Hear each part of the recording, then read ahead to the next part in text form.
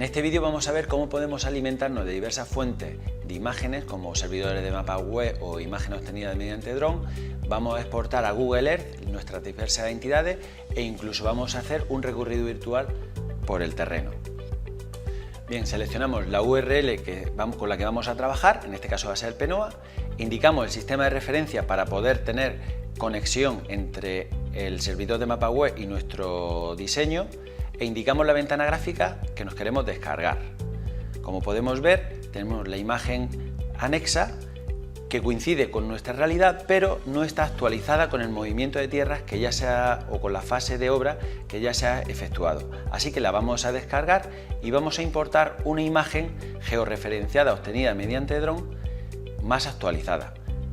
Como podemos ver en esta imagen, vamos a deseleccionar la superficie para que no nos enmarañe la imagen. Podemos ver cómo se coinciden los diferentes elementos, los diferentes bloques o entidades puntuales con las posiciones de la imagen.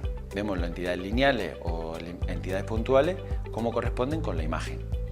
Bien, una vez visto esto, vamos a proceder a la importación a Google Earth de las diferentes entidades.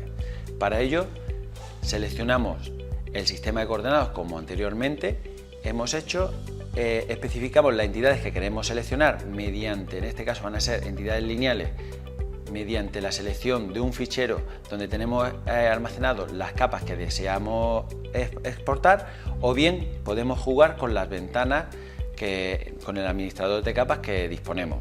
Aceptamos e importamos directamente en Google Earth.